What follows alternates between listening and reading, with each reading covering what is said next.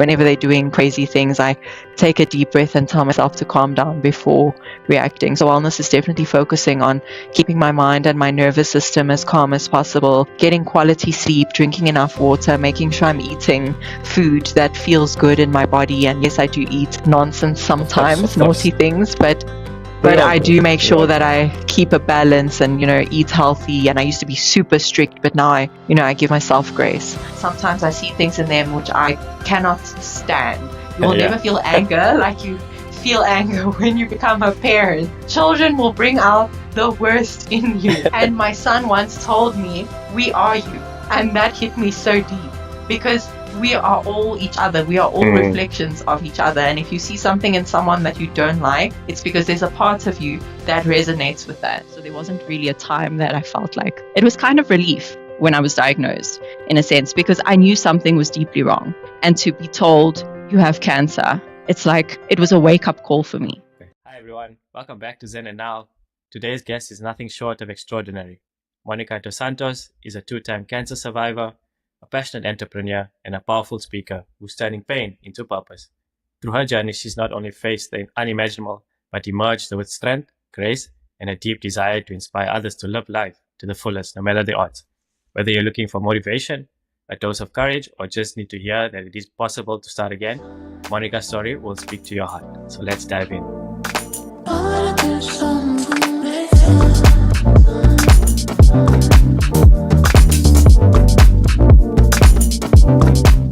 Welcome. Thank you so much. So Monica, for our listeners who aren't aware of who Monica is, can you just give us a little bit of an intro of who you are?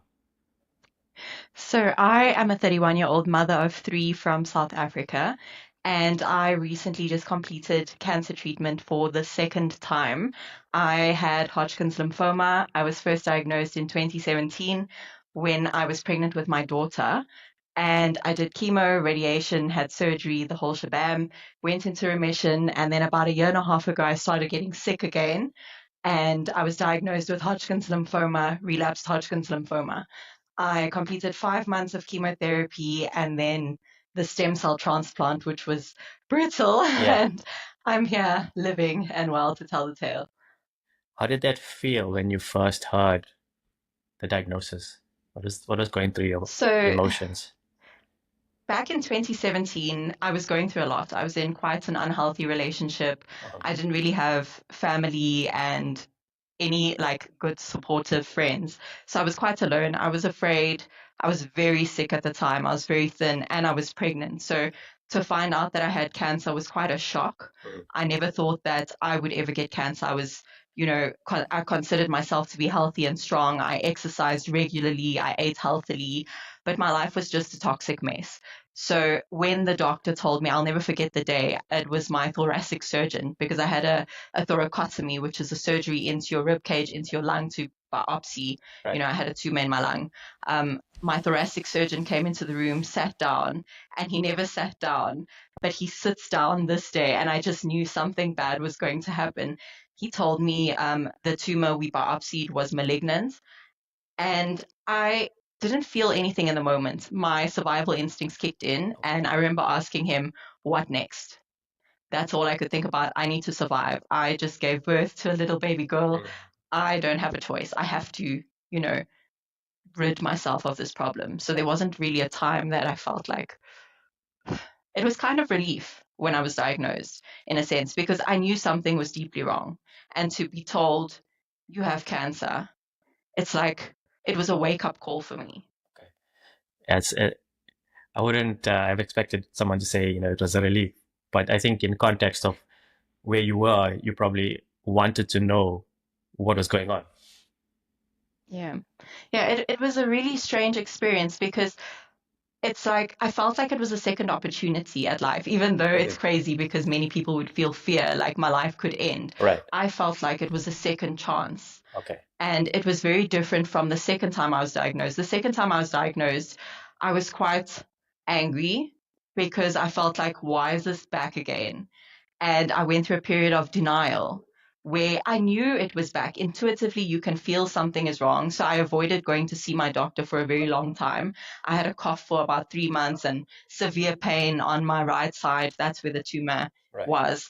And I just did not want to go see my doctor because I knew he was going to say the cancer's back. Right. And I vowed to never do chemo again, never put myself through that again. And unfortunately, that's where my journey took me. Okay. I also had a previous guest on as well, a lifelong friend as well, who also survived, cancer twice, and she described it as like a roller coaster. You keep going up, up, up, and then when you reach the top, it's just like A crazy right, downward yeah, spiral. yeah. You go through many deaths and rebirths during a cancer experience.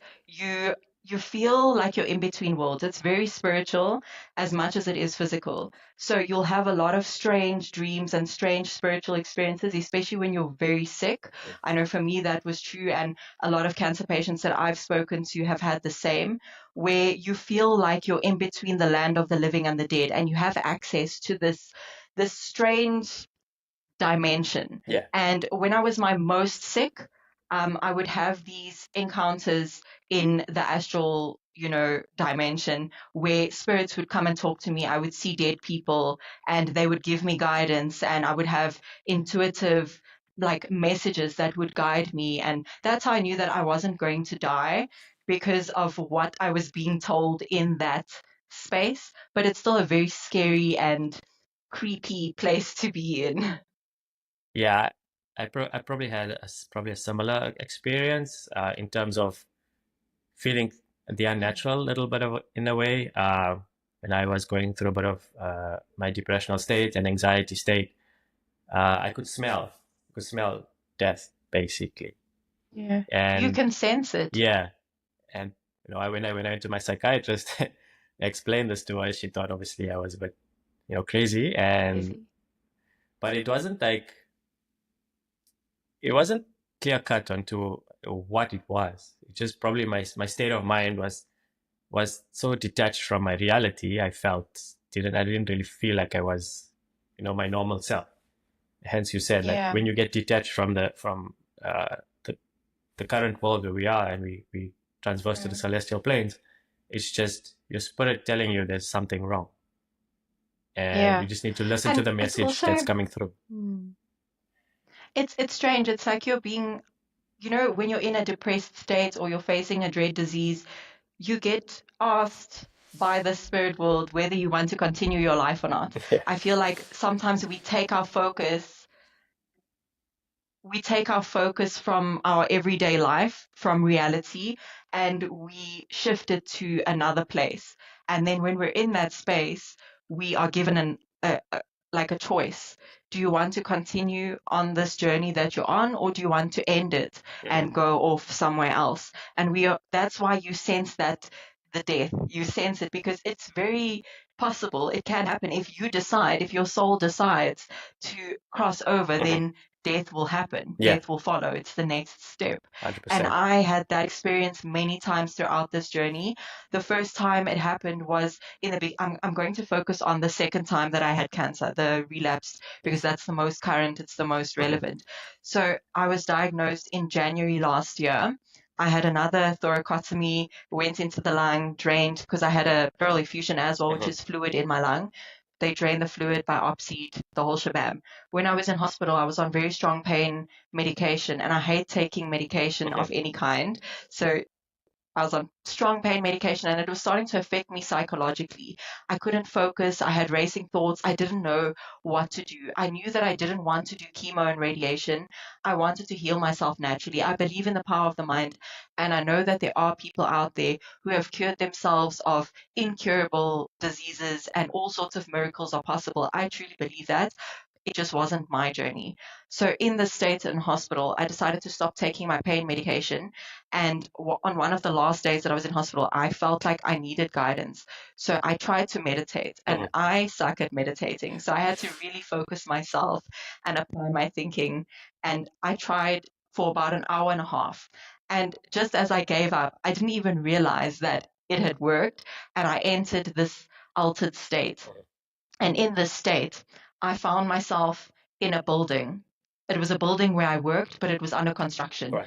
I was lost. I didn't know how to find my car. It was a building with many floors. I was leaving the office. People from the office were partying. It was at night. I wanted to stay with them and party with them. And I had to get home to my children. So I left in a hurry, trying to find my car. People were guiding me and helping me, and I was very stressed out. And then as I got to the parking, I realized that I had forgotten my bag at the office. So I had to go all the way back up, went back up, couldn't find my bag, but I was faced with a bridge. And this bridge was suddenly like an outdoor bridge. You know those bridges that you find in nature, those Oh, swinging yeah, bridges with the wooden planks? yeah. It was suddenly a bridge like that. I was still in the building, but it was like, oh, it had opened up. So Okay. the bridge was the only thing that existed. And if I looked down, it was like 12 stories high. If I looked down, I could see the road and cars driving. It was nighttime. And I was walking on this bridge, and some of the planks were broken and missing.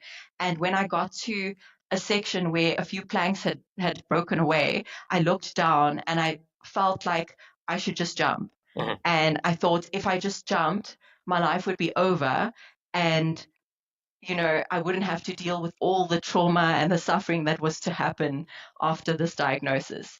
And as I was about to jump, my sons, who appeared on the right hand side, who were standing with my bag from the office, my oldest son said to my youngest, "Look, mommy, look, Mason, there's mommy." Mhm. And I turned and I looked at them, and I couldn't jump. And I walked through this beautiful garden that appeared. There were like 3 little steps, and then I was with them. And when I woke up and came back to consciousness, I realized that this wasn't a dream, because I was still sat in my meditative position, Yeah. and I had literally traveled to another realm, and I was given that, the Choice. choice. Do I want to live or do I want to die? And my children saved my life because I chose to live. And that's when the fight started. Wow. And I What went a on this whole journey of trying to heal myself for 6 months and then almost dying and begging for chemotherapy, which was the right choice for me at the time. Okay. Wow. What a beautiful and a bit of a scary experience for you at the same time. Because the beautiful part is that you were able to tap into that experience, knowing that there's more to you, there's more for you in life. And Yeah. the scary part is having the choice of whether to carry on or to move forward. And hence I can relate to that as well. When I was as well similar, I was hospitalized for 2 weeks for my depressional state because I really needed it. And you go through moments in that experience where you feel you've got a choice here. Like you said, you could either jump or just let it be, and nothing is going to change. You either choose whether to move forward in life and make a change, or you choose to let go, and that's it. That's the end of it. But I think there's an innate feeling. There's an innate feeling within all of us. We want to achieve something that's far greater than what is destined for us in life.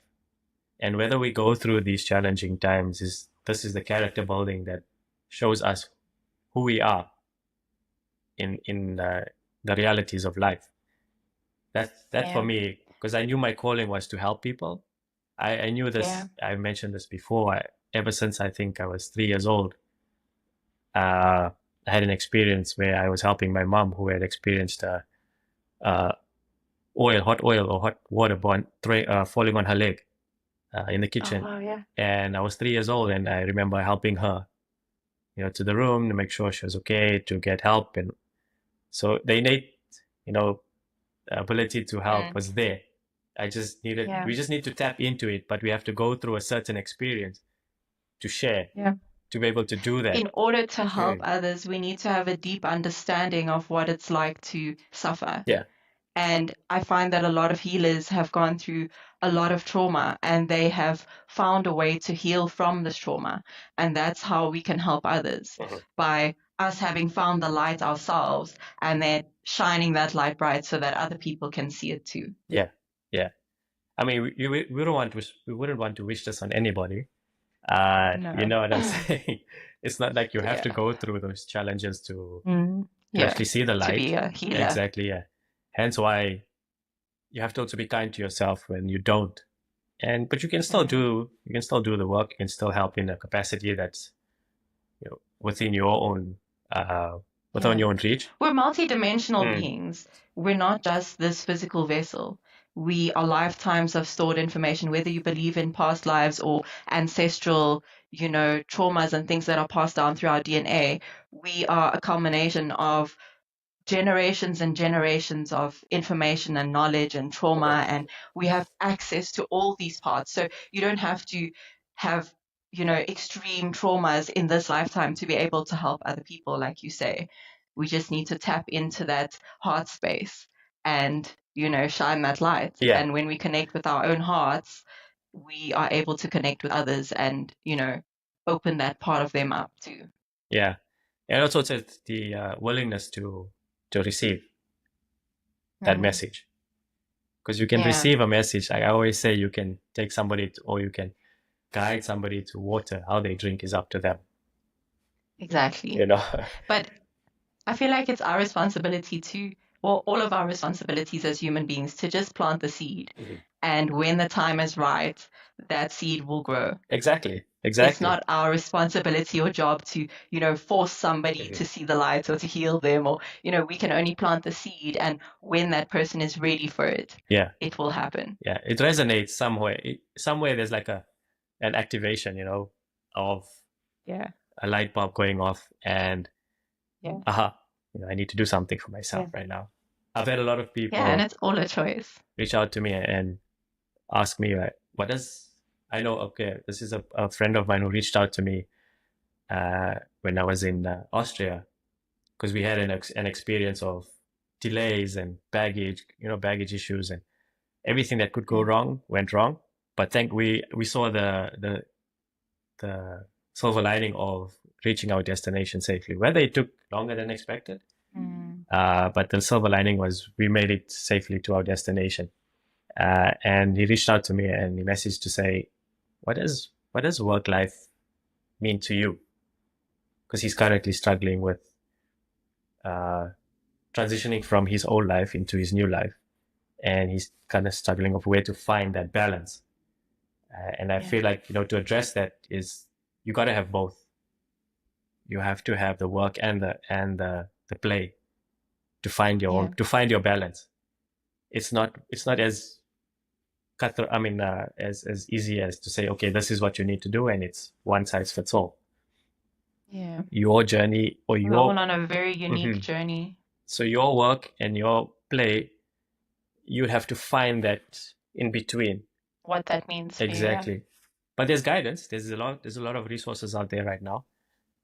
You have to make the decision that to go out there and actually find it and do the work. Nobody can save you, but you need to make the decision to live. You need to make the decision to want more for yourself. And there's no linear path to say that you have to do A, B, and C to get there. You can do it from any perspective. There is no right or wrong. There's only your belief and the way your intuition is going to guide you. And I find what makes finding answers a lot easier is if we can overthink as human beings because we try and control outcomes and we try and, force situations. But if we feel overwhelmed, the best thing to do is to focus on your heart. For me, that was my goal last year above anything else, was just to learn to open my heart, to focus all my energy on my heart, even if nothing felt like it was happening initially, just to focus on breathing and to have your attention on the center of your chest. And eventually when that heart space opens, and it does, the guidance will come. It will tell you where you need to go. You won't need to seek anything external.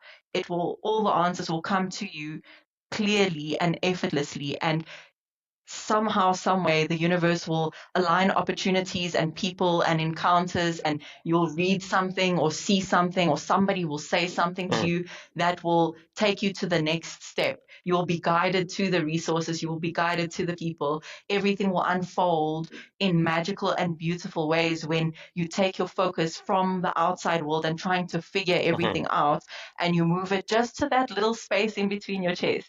You don't even have to do anything fancy or meditate for hours or fast for days. You just have to think about opening your heart. And that needs to be your intention and your only intention. Don't question, how am I going to do this and how is everything going to happen? Just say, I just want to open my heart. Yeah. And that heart will have all the answers for you. Yeah, you manifest that message, or you manifest Yes. that action. I had to learn. I only learned it a few years ago, manifestation. But I've probably been doing it for years, just never understood it. Your whole life. Yeah. You didn't even realize it. Exactly. You know, we always sit in a negative space. We want to be perfect. We want to have all the right answers. We want to be good. We want to be seen. We want to be heard. And sometimes you just gotta, like you said, take that step back, take a breath, and things will come right. Similar to what we had this morning. You know what I'm saying?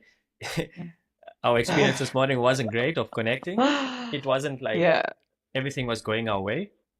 However, we just took a step back. We said, okay, we'll try again in a few hours' time. And everything was calm. We let it happen. And here we are right now. Everything is working. So sometimes we just have to be patient in that moment. The way it's meant to. Yeah. And trust that it will all unfold as it's meant to for your highest good. And if something doesn't happen, it's just because you were not meant to experience it in that moment. You weren't ready for it. Exactly. Yeah. Did you struggle during this time? Did you struggle with patience? I've always struggled with patience. I'm quite an impatient person, so the universe has given me many opportunities to learn patience. If you ask for something, be prepared to have your life turned upside down and realize that it's a blessing. That's why I say there's no such thing as good or bad. There's only your perspective, and I choose to see everything as a blessing, because if I ask for certain things, I'm given obstacles to help build the character and type of person I'm meant to be in order to receive those things.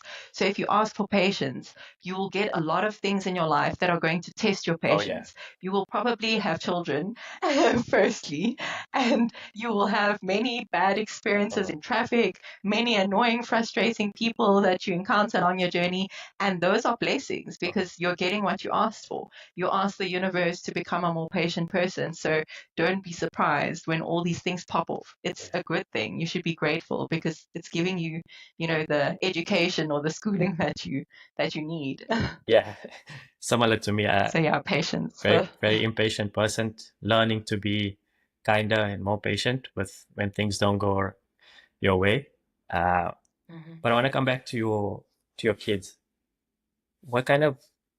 How did you have the discussion with them to help them understand what mommy is going through? So I'm very honest with my children. I don't hide anything from them. I express myself openly. When I don't feel well, I've explained exactly what's going on. When I go to hospital, they know exactly why I'm there, what's happening.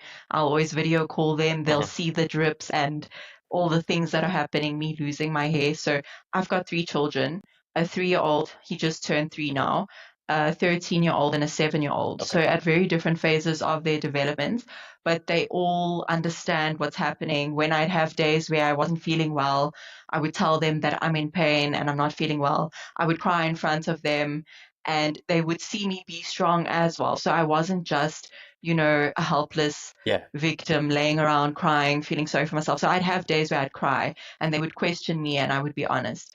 And then I would have days where I'm really strong and I'm lifting weights at the gym and they see that. So they understand that life is not all about rainbows and butterflies. You're going to experience challenging times, but it's all about how you deal with it. And I'm quite a funny and silly person and I turn everything into a joke. And I think that has really helped as well. So they've never really experienced any stress or worry because they see that I'm always honest and I express myself. Even when I was really sick, I would show them that side too. and explain that, you know what, I'm going to be okay. Yeah. Everything is going to be fine. And yeah, it hasn't really affected them negatively. Being honest is important. Yeah. Such an important trait to do with your kids. I feel like you've done them not just a great service, but you've set them up for life in terms of how to experience, how to express. Because a lot of myself and my say my siblings or my communities, we didn't have that upbringing of being open, honest, expressing ourselves the way we should have or we're supposed to have. We, Yeah. so I commend you for that, giving your kids that opportunity to grow because kids are sponges. When we at that Yeah. those development ages, we watch, we look at what our adults are doing, our adult counterparts are doing, and Absolutely. we absorb what is normal. So for you, normal is honesty, and Yeah. that's such a healthy trait to have right now in this sub-7 world that we live in, where um, we have access to information 24/7. I mean, like yourself and myself, growing up, we didn't have that. We had to actually physically, Yeah. wait for the newspaper Go on a and figure it Sunday, out. yeah, or Yes. go to the library. Experience it all. Yeah. Yeah. So We couldn't just go onto Google and exactly, check what's going yeah. on. Yeah. So it just creates a more So it's very healthier, important. yeah, creates a healthier And also lifestyle. vulnerability, Mhm. to teach them that it's natural to experience emotions and to teach them healthy ways of dealing with it. So my children are learning to become very emotionally regulated and balanced That's good. because I allow them the space to feel what they need to feel, whether it's frustration, anger, but I teach them that it's not okay to act a certain way. Like, you're not allowed to shout at people when you're angry, and you're not allowed to be disrespectful. If you're feeling overwhelmed, you need to take a time out and you need to go and breathe and calm yourself down and then come back to the person or Yeah. the matter and express yourself in a healthier way. And it's really worked. My 13-year-old has made leaps in his emotional development. And so has my 3-year-old. My 3-year-old will clearly express to me, he used to freak out every time he felt emotionally overstimulated. And Yeah. sometimes he would need affection, but instead of coming and just giving me a hug, he would throw a tantrum and he would do naughty things. So I spoke to him the one day, and children are really intelligent. Never speak to them like they don't understand you, because they really do understand you from birth.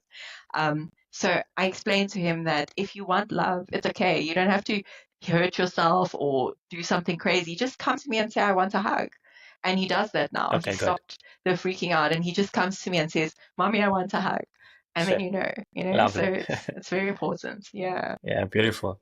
Yeah, like I said, you're setting them up for such a healthy uh, healthy state of mind going forward. Whether they go into relationships with friends, romantic relationships with their teachers or coaches, and wherever else, family members, you're teaching them the values of just respect. And I feel like it's going away very slowly in this day and age. We don't really see much of respect from the next person, from one person to the next, and I feel like it's such an important value to have growing up, anywhere in your adult life. To consider others. Yeah. And to realize that we're not the only ones on this planet having our experience. There are others out there. We are sharing this world with others, and we need to be conscious of and respectful towards other people and also their perspectives. Like, everyone is going to have a different perspective and belief and idea around life, and that's okay. It does, just because we believe a certain thing doesn't make that the only way truth, or the right way, or it's everyone has their own truth, and we need to be respectful of that. And I teach my kids from a young age, we can all disagree, but there will always be mutual respect and understanding. Yeah. And also setting healthy boundaries for not to be taken advantage of as well, because you can give so much, but you also need to guard yourself in that way. To protect yourself. Or I teach my children that I always put myself first. And we all need to put ourselves first. When parents say that they put their children first, it kills me, because you can't be a good parent if you put others before yourself. You need to take care of yourself first. And I'm not talking about only thinking about yourself or making only like decisions based off yourself. It's your mental health, your physical health. That is top priority. I go to the gym before I interact with my children. I make sure I'm eating healthy and fed before I do anything for anyone else. And in that way, I'm able to then take care of them. And I also teach them when I need me time, I tell them, Mommy is overwhelmed. You guys need to just leave me alone. Figure it When out. I'm Yeah. feeling irritated, you guys need to leave me alone. I need to just be by myself for an hour. And then when I'm done, we can play and have fun again. And then they give me that space and they respect it. So they know. And they tell me the same. Mhm. Especially, I see it in my oldest. He will tell me, I feel really frustrated right now. I just need some time. Yeah, So he's it's at a very definitely challenging working. age right now. Very hormones are hectic. No, I love how the way you're also allowing them to express, come to you in a safe space and not feel like they can't. It's very important Yeah, to feel safe in the way you communicate because you don't want to feel judgment as well. And yeah. I feel like you're I doing that. wasn't raised that way. I was raised with a very judgmental family. We weren't allowed to express ourselves. They Mm, believed children were to be seen and not heard. There was a lot of abuse. And so I did not want to do any of that with my children. And it's hard for us as parents in this day and age because a lot of us come from a time where there was a lot of physical discipline. oh We yeah. all got like a lot of hidings and we were the cleaners of the house where it was borderline slavery. It was really hectic. Yeah. So a lot of us struggle with disciplining our children because we don't want to repeat that cycle from where we came from. You know, our parents also grew up during a very difficult time. Some of our parents, Apartheid grandparents came and from the war, and you yeah. know, apartheid. There was a lot of trauma, a lot of suffering, a lot of violence. So we were raised in a very violent, you know, energy, and we don't want that for our children. But in us not disciplining our children in a healthy way, we're creating another problem. We're Exactly. creating people who don't know how to be disciplined, who don't know how to respect, who don't know how to, you know, that their actions have consequences. So in our household, we're quite strict. There's no physical beating Hmm. and slavery and all those things. But I teach my children that every action has a consequence. Hmm. I also teach them that you have the choice to decide. You can choose how to speak to people. You can choose what to do. If you feel like going and breaking the windows, it's a choice. You're allowed to do that. But just know that there's going to be a consequence and you're going to have to deal with that. And sometimes the consequences are painful, and we teach them that by giving them the It's consequences. just So yeah, it really helps them understand. You're free lovely. to do what you want, but nothing is without Yeah, consequence. and accountability, accepting that Yeah. we've done something wrong, and an apology goes a long way. Yeah, a sincere one. Yeah. Learning to say sorry if I did something wrong, because we all on a lifelong journey, and we're gonna make mistakes at any avenue, and we have to Yeah. learn from those. Sometimes it's gonna be a repeated mistake, but we just need to try and be a little bit mindful of how we make the mistake. We don't do it, Yeah. intentionally. Deliberately. Yeah, it's never Yeah. intentional It's all unless pre-programmed yeah. conditioning. Mhm. So Unless you're malicious and you like chaos and then you set out to, you know, exactly, because exactly. some do. Yeah. And how did your partner, how did your husband, manage his emotions when you were diagnosed and You going know, through? he's quite a closed book. Mhm. He never really expresses how he truly feels. He likes to take care of everyone and he places a lot of stress and burden on his shoulders. So I could tell that it was scary for him. It was never scary for me because I'm just silly and I don't take life seriously. But for him, I could tell there were moments where he was really stressed, and understandably so. It must be very challenging and painful to see the person you love Mm. suffering so much and there's nothing you can do about it. And also Yes. wondering, is this person going to die? You know, like what's going to happen? What would life look like if this person would pass away and now I'm left with the children and what am I going to do? He was very supportive and very strong. We had fun a lot of the time because we both believe in focusing on the positive. And when my mind would get dark at times, he would make me realize that and help me bring myself back to center. And he has very firm boundaries with himself. So he's taught me a lot about, you know, protecting your own energy at all costs. Because sometimes a person can get very dark and negative, and you need to protect yourself and withdraw. And he would remind me whenever I would get into a dark space. And it really helped me by him protecting himself and putting boundaries up. I would realize, okay, I need to, get myself back Okay. to center. The reason I ask is sometimes there's so much of focus on the person going through the trauma at the point in time. However, the person on the other side who's supporting you also needs support. So absolutely, there's not much spoken about what the feelings they go through. Because when I was going through my experience, my wife needed help. How do you support them? Yeah. So that she can support you? Because you must remember now everything is upside down. Your whole world turns upside down. Everything that you normally do is not normal anymore.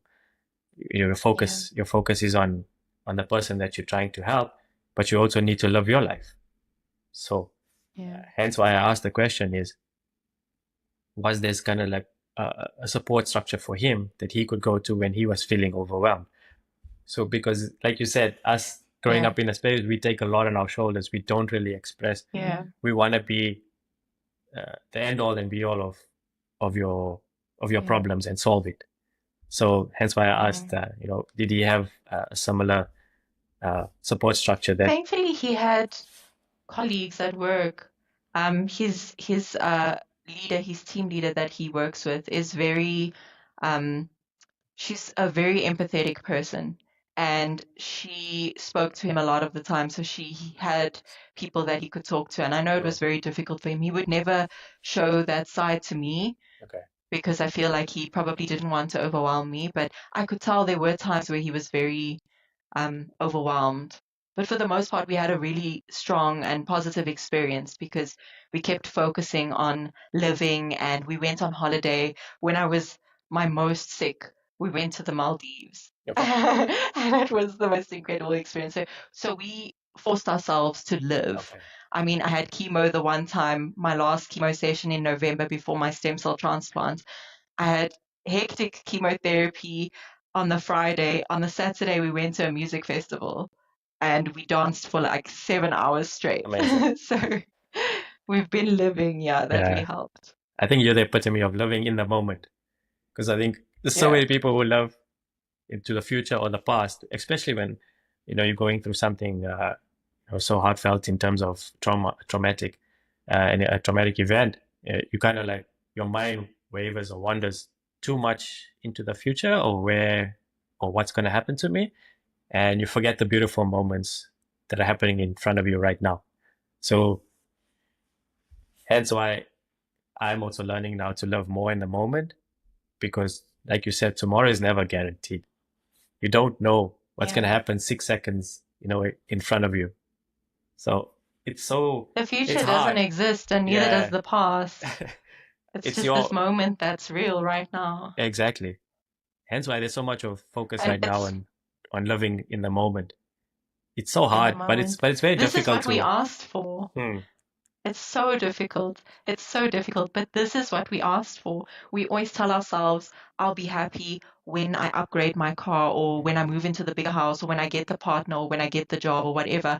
And we forget that this moment is what we came for, to feel in this moment. And we can't feel from the future. We can't feel from the past. We can only feel from right now. And it's not about the thing that we didn't come here for the thing. We came here for the journey to the thing, the becoming of what we are going to become in order to have those things. So it's the right now that we came for, the present. It's a gift. They call it the present for a reason. Exactly. This is a present to yourself. Mm-hmm. And we need to just keep reminding ourselves of that. And children are like the best thing to help us remind ourselves of that, because time goes by so quickly and they grow up so fast. And if you look back on pictures, you realize how quickly they've grown. So I've been a lot more intentional about staying present and focused, because time goes by so quickly and this journey is over in the blink of an eye. You don't have a moment to waste. If you're conditioning yourself to live in the future, you'll always be in the future and you won't exist. We'll be right back after this short break. Please remember to give this episode a thumbs up and subscribe to the podcast. So we need to train ourselves. Just like being happy is a skill, we need to train ourselves to be present, and we practice that by each moment. And sometimes we're going to drift off, but we need to keep bringing ourselves back. Life is like a big meditation, Yeah. but a focused and conscious meditation. Yeah. You said they have that 90-second rule when you experience something, give something 90 seconds. And if it's worthy of your, further thinking, sure, go ahead. Otherwise, let it go. Then you bring yourself back to the It's that present. chemical reaction in your body. Yeah. Allow that chemical reaction to, do its thing, and then Yeah. Especially bring for yourself back. anxious people, because they kind of like sit in that experience for too long, and then it elevates to a very detrimental experience that you're gonna have. Hence why we have to build tools within ourselves or gain experience or knowledge on how to bring ourselves back to regulate and ground ourselves again. Hence why there's so many people going through depression and anxiety, because they aren't able to regulate themselves and ground themselves to the present moment. Because a lot of it is fight or flight mode. You kind of like fearing the worst scenario that never happened. It's never going to happen, but you think it's your reality. So we need to realize that not all thoughts are real and they're not all true. Just because you think something doesn't mean that it's real. And I've had to tell myself that, because I also used to suffer from depression. I used to self-harm, and I ended up in a psychiatric hospital a few years ago because I had a bit of a breakdown. And I realized that not all thoughts are real, and we need to question them. If something makes you feel uncomfortable or anxious or insecure, you need to question that and ask, where does that even come from? And is that even real? And a lot of the time it's not. So why are we allowing ourselves to feel overwhelmed and get depressed about things that don't even exist? And we only become conscious of that when we start questioning that. And sometimes you need to tell yourself out loud. I remember when I was going through anxiety, it was so crippling that I had a fear of being seen in public. I would drive to gym, and I've always trained for the past 10 years. I've been training. But when I was going through this period, I would drive to gym and I wouldn't get out my car. I would plan to meet friends there at the gym, and they would wait for me. And I would be too afraid to leave my car that I would end up just driving away. And I remember this one day I had had enough of it. I looked at myself in my mirror, in my rearview mirror while I was driving, and I shouted at myself and I asked myself, why are you doing this? Like, what is wrong with you? Like, what's going on? What is happening? And then I realized that I was telling myself all these stories that weren't even real, and I had to out loud tell myself to stop thoughts in the beginning. While I was learning how to control my thoughts, I would have a negative thought, a scary thought, and then I would say no out loud until the thought went away. And eventually, my mind became so used to stopping these thoughts that they became less and less apparent, and they ceased altogether. And now I'm at a point where I can predict the thought way before it allows me to feel an emotion. So I'm able to stop it before it allows me to feel anxious or sad. I'm able to stop the thought and question it because of that conditioning that I taught myself, the saying no out loud, or slapping your wrist and saying, hey, you're being naughty, don't do that. It sounds crazy, but it really works. Yeah. Did you have anybody help you through that phase, or was it like you went through it by yourself? I tried so I didn't really have family, and I created my family over the past 5 years. I didn't really have family, didn't really have any close friendships. I had a lot of colleagues, a lot of acquaintances, but no real connections. But it's because I was very disconnected from myself, so my reality was a reflection of that. I tried to see therapists. They didn't really work. And I realized I have to do this work by myself. I need to go within and I need to pack it all out. And I went on this journey where I had to rediscover who I was. I would interview my mom and ask her. So, my mom lives in Dublin. I haven't seen her in 13 years, but we've been speaking on WhatsApp for many years. And I interviewed her, basically asking her how her childhood was, how her pregnancy was, what was her relationship like with my father, how was I as a child, what type of things would I imagine and say, and what were my dreams. And I had to get to know myself from before conception to understand where I'm currently at. And even then, still, we place so many labels on ourselves. we think we are who we think we are, yet we're not, if that makes any type of sense. When I went on my cancer journey last year, I became a fruitarian. I was a fruitarian for 3 months, and I would meditate, and I lost a heck of a lot of weight, which was devastating to me because I used to suffer from body dysmorphia, and I was very thin as a child, and I gained weight intentionally growing up, and I was quite a heavy weight, but I loved it because, I feared being thin because I used to be bullied, and, it was a lot of trauma from there. And when I lost like 10 kgs straight, I was faced with an identity crisis because I had created this persona of I had 32-inch long hair, and I was very gym fit and thick and curvy, and now I lost everything in the blink of an eye. And I had a bit of an existential crisis, and I asked myself, who am I if I'm not all these labels? And that's when I realized I'm this flow of energy that is whatever I want to be in whichever moment. Sometimes I'm a gangster and I go to gym and I lift heavy weights and listen to very hectic rap music.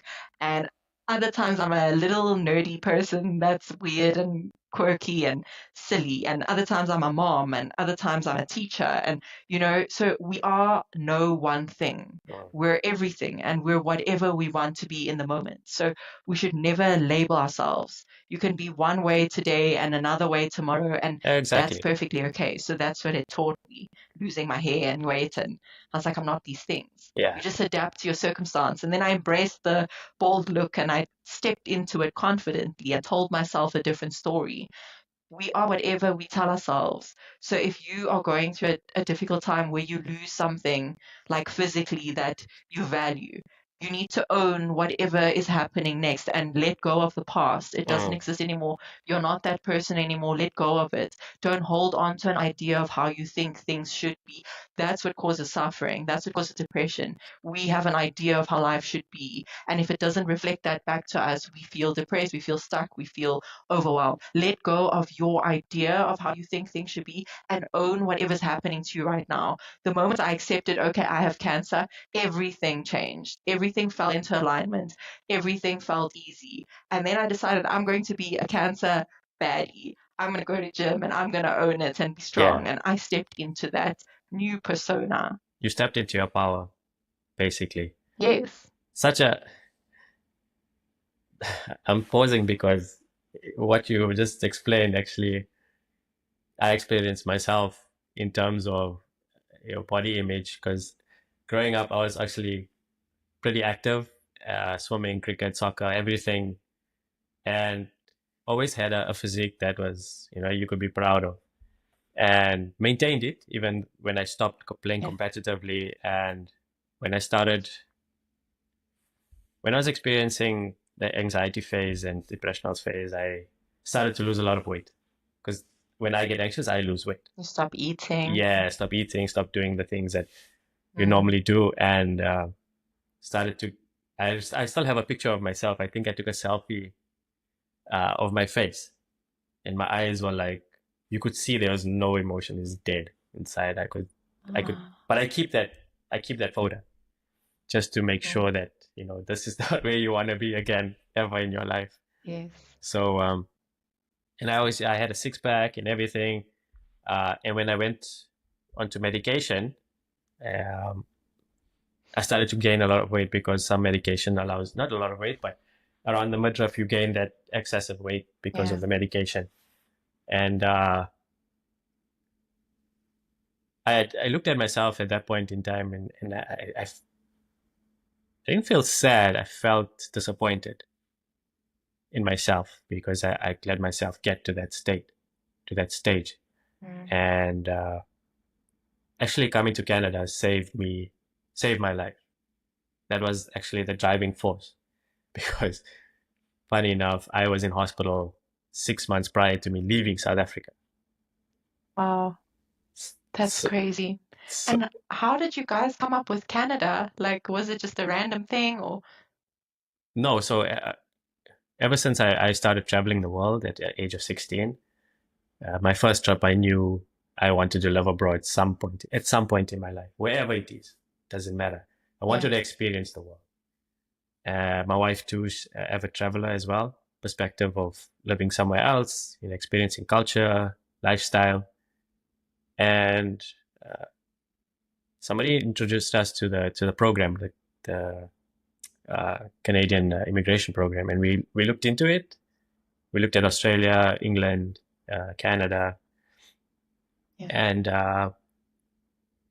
we thought to ourselves, okay, before we actually make any decision, let's go and visit the country.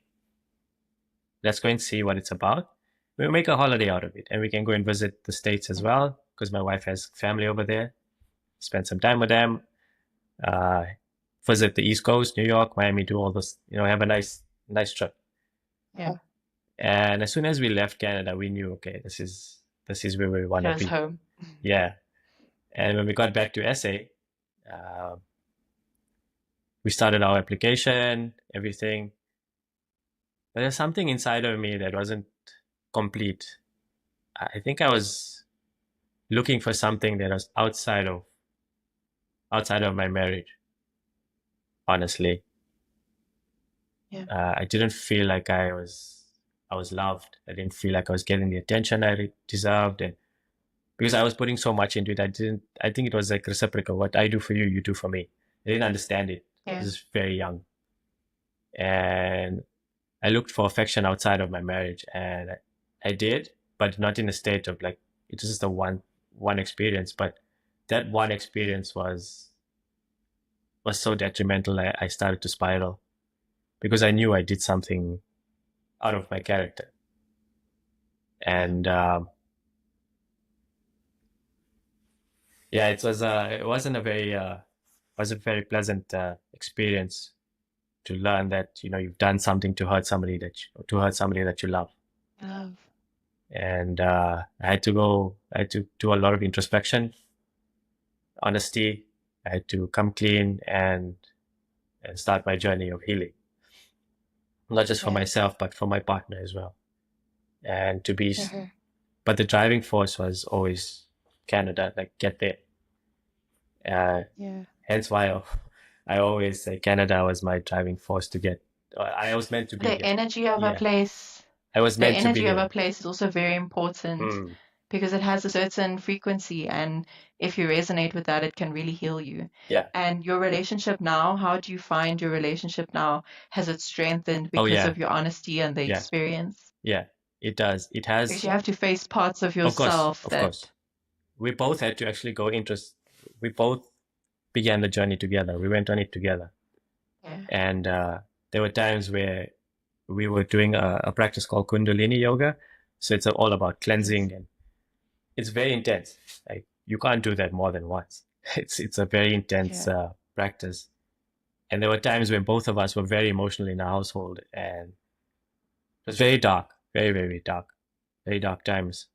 However, thankfully, growing up with playing sport and being courageous, learning from your experiences, I think that helped me just to keep going. Looking for the answers, searching for the answers, working on myself. Physically, I knew physical activity was very important to me. So I started doing that. Interacting and helping others was another thing where I started coaching again, coaching soccer. I always used to coach little kids. So I joined the club and made sure I was keeping my mind occupied away from the bad stuff. Yeah. And that really also helped me along the way. That's great therapy when you help others and you focus your energy and your healing journey on serving others. It heals you. Like with my cancer experience, I can relate to that because I felt like it wasn't about me. I felt like I was having this experience and I'm on this journey, but I felt like it was never about me. It was about others who need that light because I'm chilled. I'm like, whatever, easy go lucky. I don't like this experience. I wouldn't choose to have it. But I mean, if it's going to happen, I'm like, whatever. Yeah. I'm not afraid. And other people are afraid. And I feel like I had to do this thing so that I could understand them and I could help them. Yeah.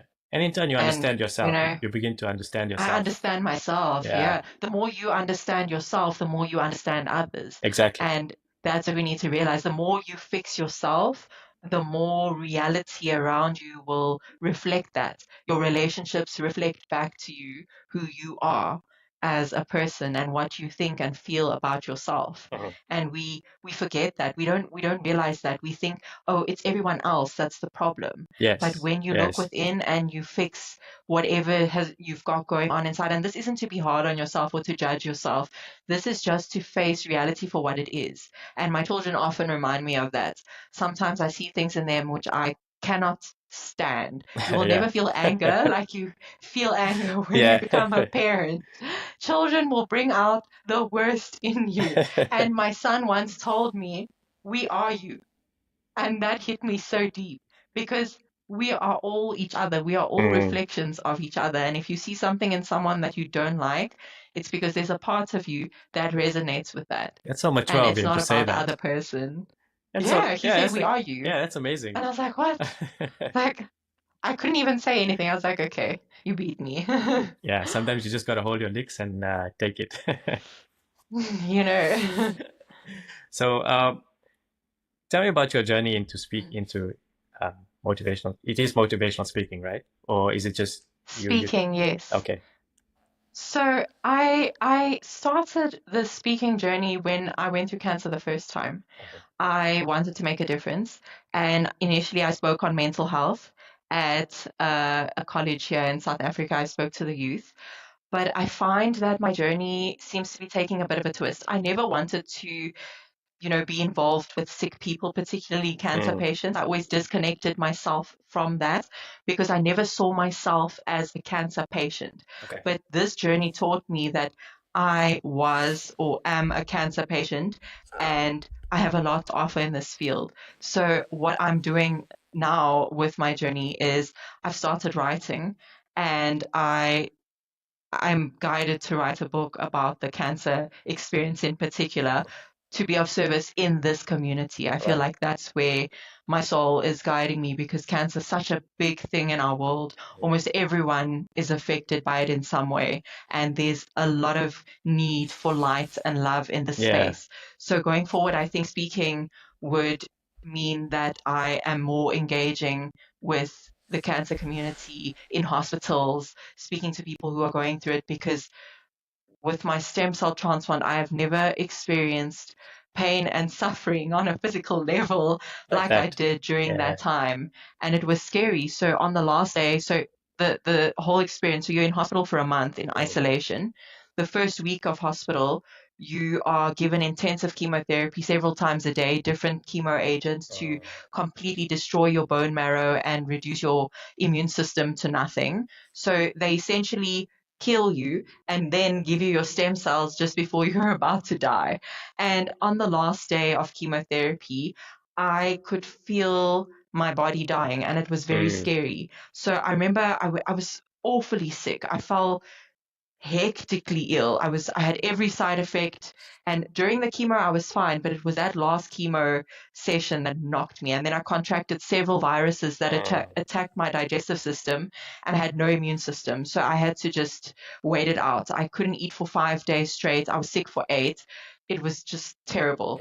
So on that day that I received the last chemotherapy, I fell asleep and I went into the astral, had a very scary experience, was in this broken, dark building, and everything was rotten and dead. And then I woke up and I felt like I was still in that realm, and I could see spirits and hear things, and it was crazy. And I went to the bathroom, and it was about 3 o'clock in the morning, and I sat on the toilet and I cried. I felt like something had died. I felt like I had lost a loved one, and I felt that deep, wrenching pain of losing somebody that you love. And I could feel my physical body dying. I could feel my cells dying, and there was nothing I could do about it. So you probably and it felt was scary. Yeah, you probably felt as hell. Your old self dying. That was actually My old self was dying. Yeah. And Like a I couldn't phoenix. stop it. And But yes, and it was crazy because Yes, rising from the ashes. And I allowed myself to feel that. I told myself I'm Mm. not going to fight it. I'm going to dive into it. I'm going to feel the pain.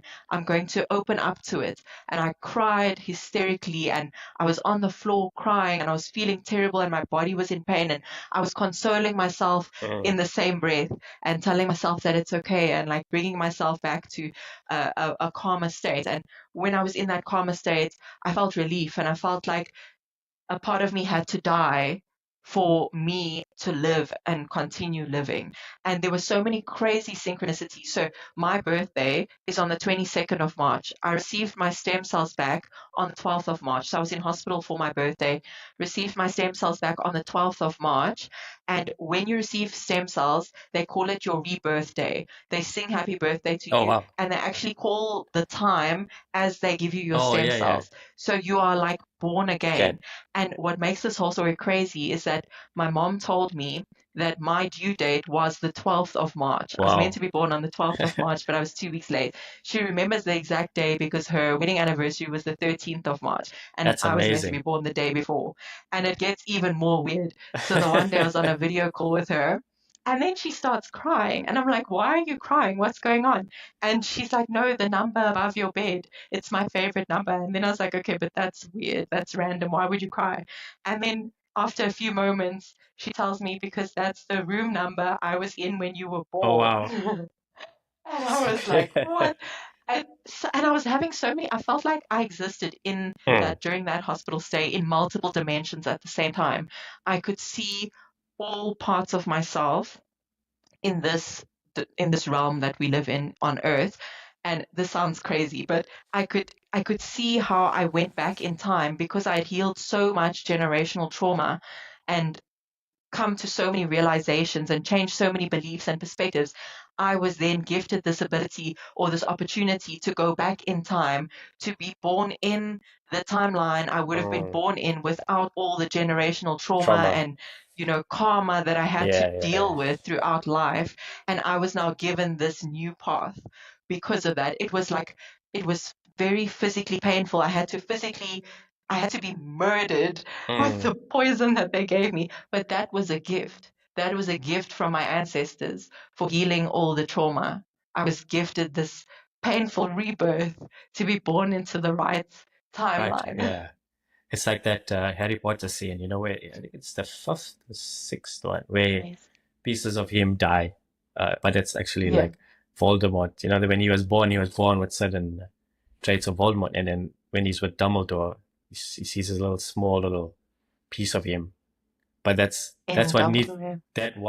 that's what needed to be, extracted out of his being so that he could grow Mm. and become or step And into we his. need to Yeah. heal that Yeah. part. So those are the kind of things where you learn along the way of certain things that never served you in a healthy way that needs to be weeded out very carefully, though. Mm. It can't be very Yeah.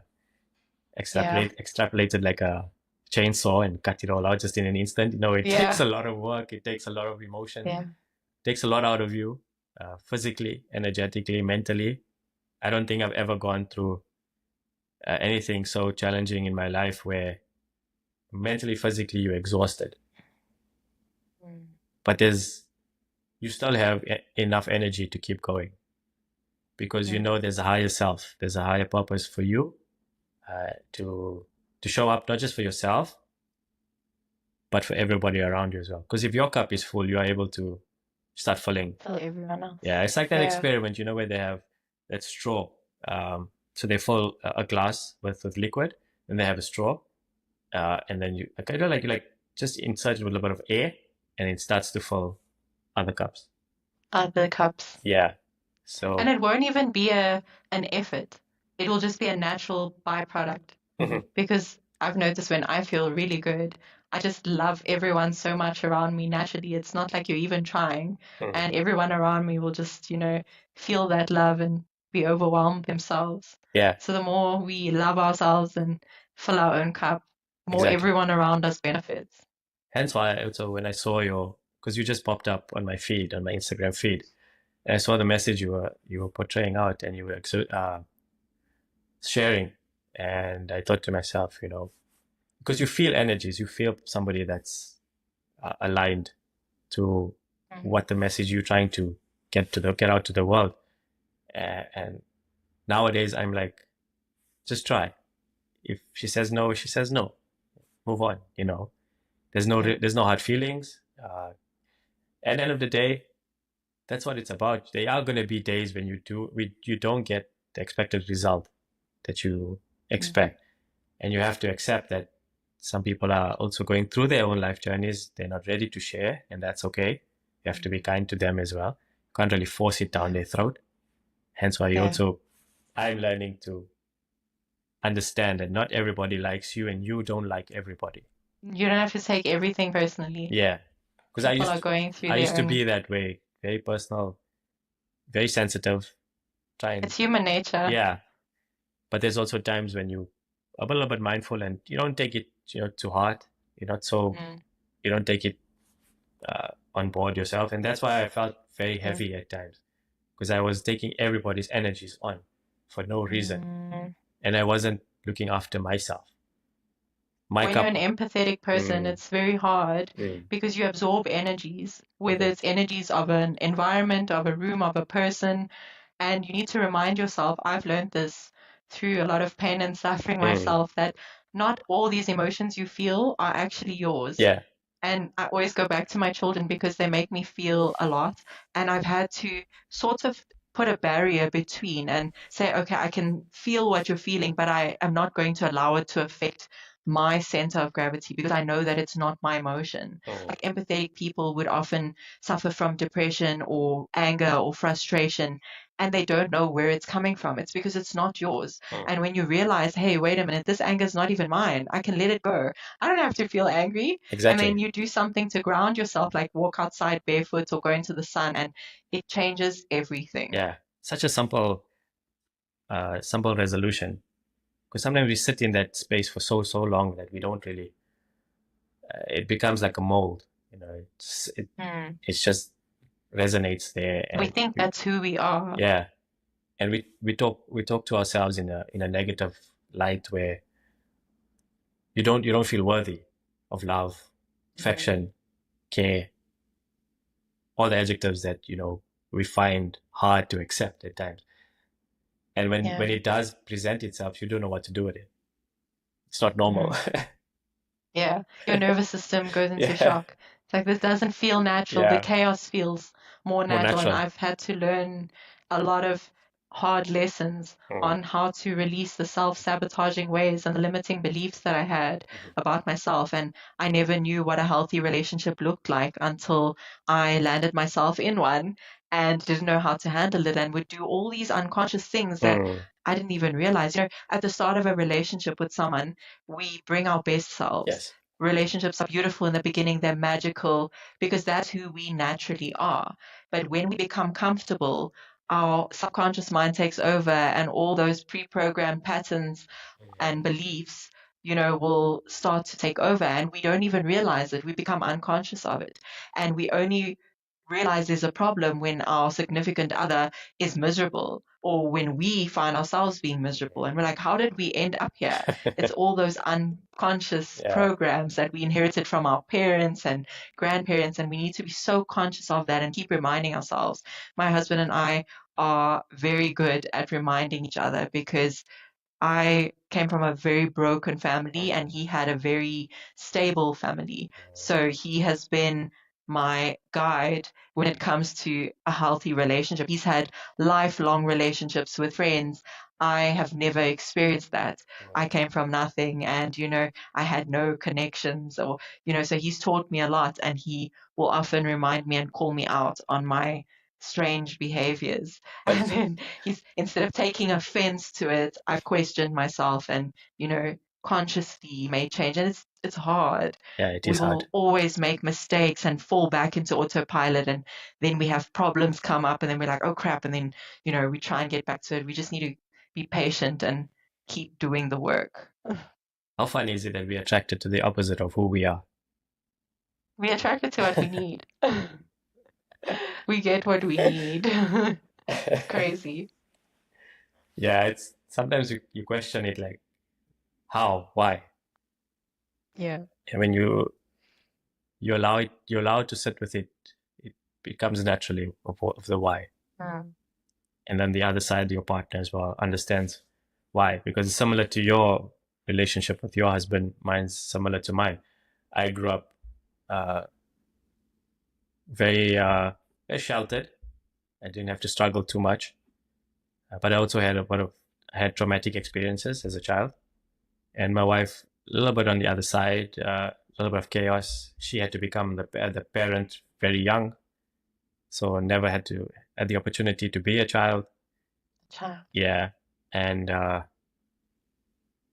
we kind of were attracted to each other in that way, but also it brought a lot of destruction because we clashed on certain beliefs, and we had to learn how to accept that these are the certain traits that or certain life paths that we had, and we learned to navigate them and be kind to ourselves towards each other as well, because sometimes both my wife and I are Taurians, so we clash.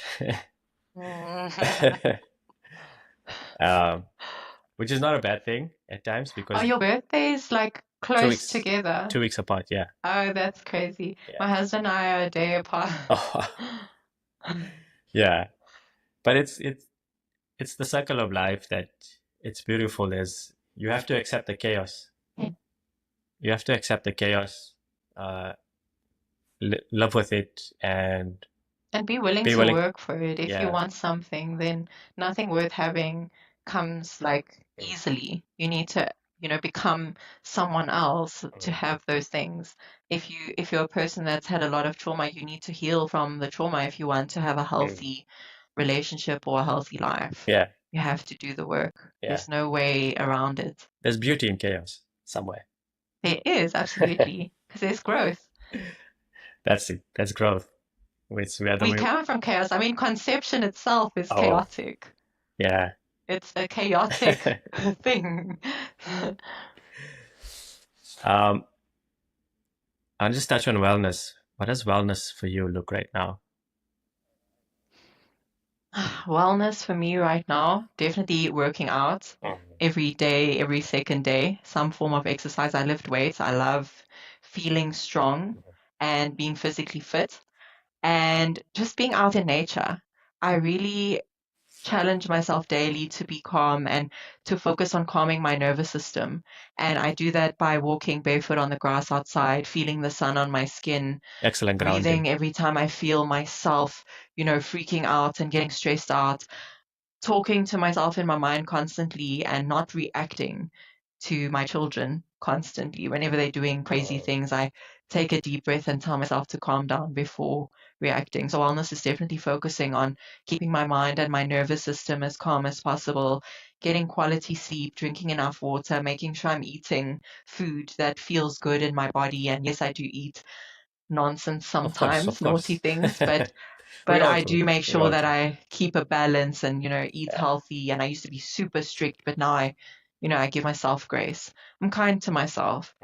I allow myself to feel what I need to feel. And I've been going through a bit of a tough time lately in terms of trying to find my place back in life. I've been a cancer patient for so long. I spent the whole year last year fighting for my life and trying to overcome myself constantly, death and rebirth, nonstop, like dark night of the soul after dark night of the soul. And it was just, but it was beautiful. I wouldn't change it for the world. I found love and community and support unlike I have ever experienced. My cancer experience the second time around was the most healing and powerful experience of my entire existence in this life.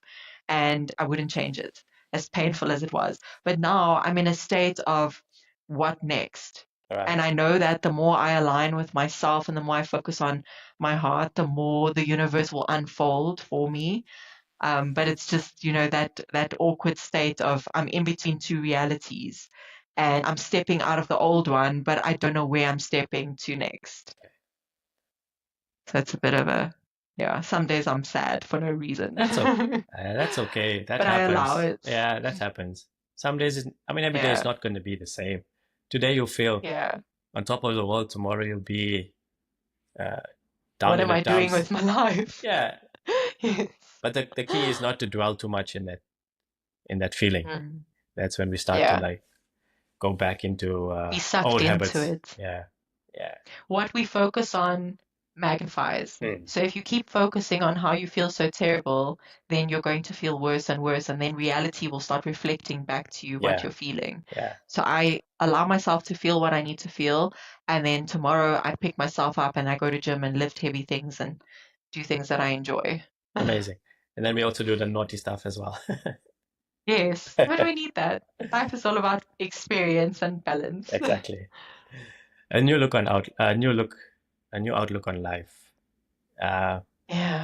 I think listening to you through this journey, I think I've learned a lot about resilience, determination, correct? Light, a lot of light. That's what you exude.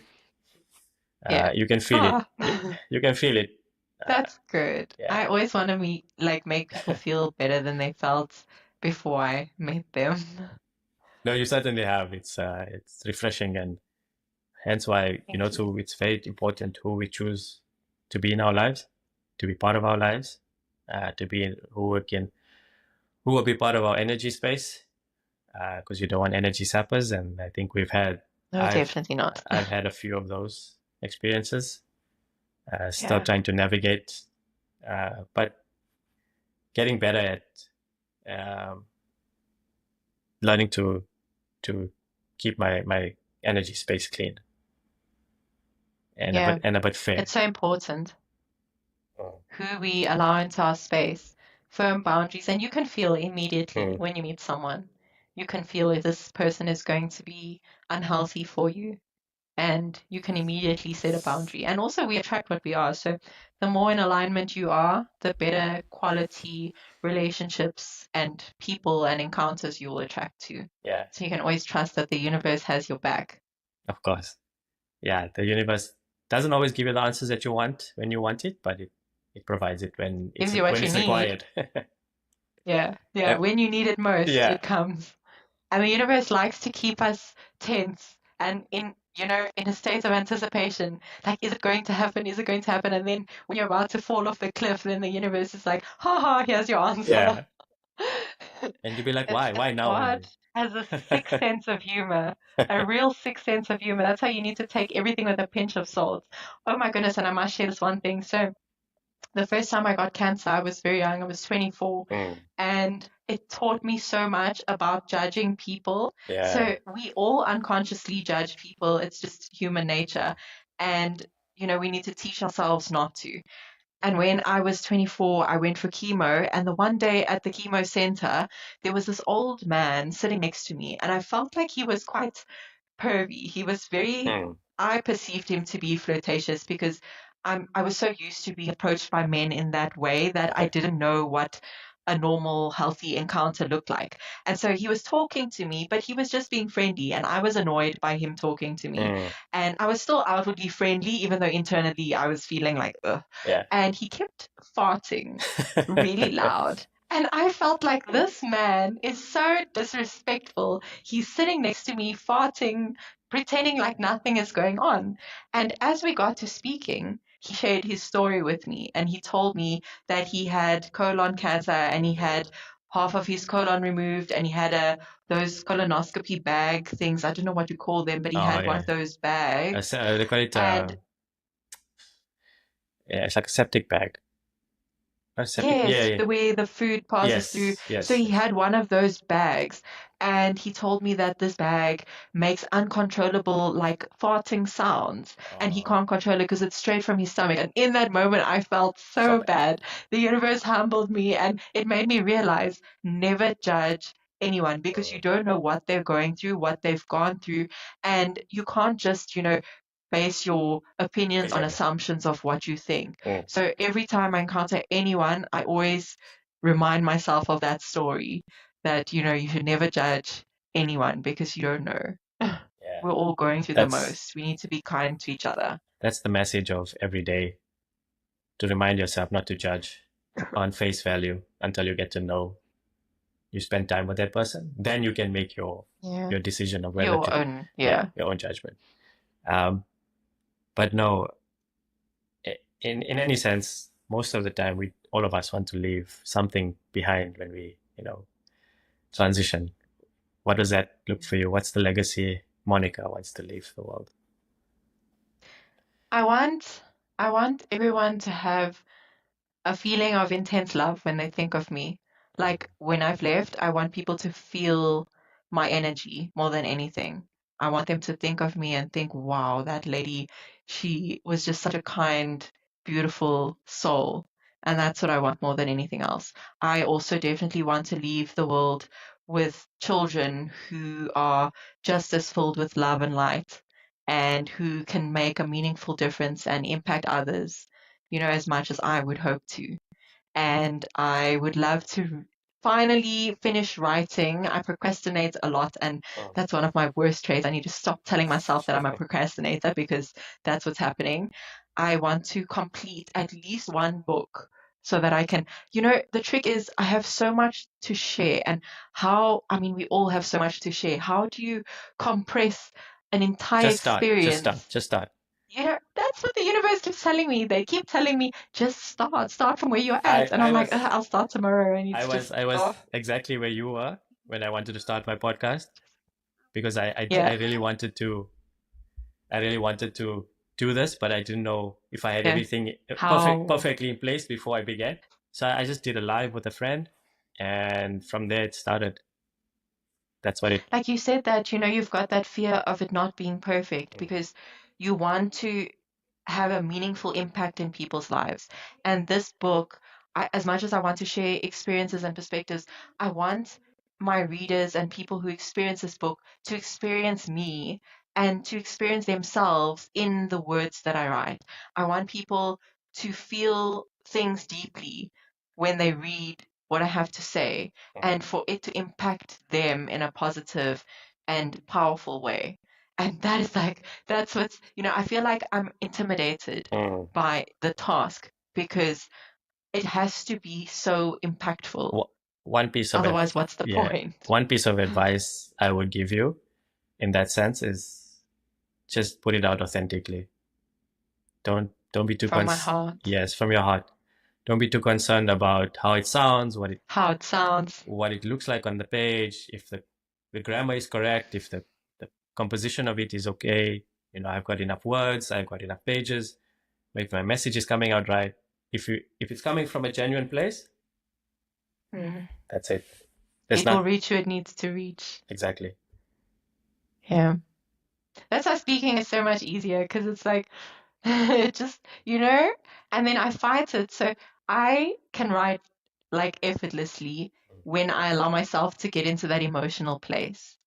But every time I feel myself getting into that emotional place, ready to, pour it out onto paper, I tell myself, oh no, now's not a convenient time. Let's pack that away. Okay. So I keep stopping myself. Here's another. And I need to just. Yeah. Here's another option. Because there's so many translations out there where you can record, and it'll give you a caption. It'll give you a caption of everything that you've recorded. So like you said, speaking is easier. So that's an option for you. You can speak your book out. Yeah. It'll translate. Yeah. It'll put everything into you. Put everything for you in electronic format. Yeah. And instead of sitting there trying to think of what to write, you've already got it down because you've already taken it from your mind, and like you said, you mentioned in your post earlier, technology.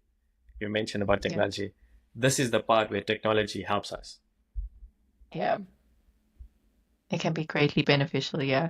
I was given that piece of advice by somebody else who had written a book, and they told me that's how they wrote their book. So I need to put myself in a place of discipline and do this every day. Well, because like I go to gym. Honestly, it's not going to be perfect. You're not going to be able to do what you want all the time, because sometimes, like the podcast, my guests will reschedule, then I've got to wait a whole new week. So before you can create content and do things and put things out there. Exactly. So, but you do small things every little day to contribute. Get into the habit of it. Yeah. So even if you write one sentence or if you write the title out, you've already begun your journey. You've done something, yes. Exactly. Just to keep that momentum and Yeah. build it. Yeah, And then the universe flows through you and speaks through you. exactly. I'll give you now. Okay. Then I just want to take send a heartful thank you to you, showing us what light and love and determination looks like. And thank you for taking the time out today. I really appreciate it. Thank you so much for having me. It was really great talking to you. And I really hope that our discussion can add some value to somebody else out there. No, definitely will. And yes, guys, thank you so much for joining in today's podcast. Love and light is the word of the day. So thank you so much for joining in. Remember to hit that like, subscribe, and share this podcast with anybody that you know. It will just help the channel grow, and I can bring you a lot more inspirational guests like Monica. So thank you, everyone. And until the next one, stay zen. Thank you so much. Thank you.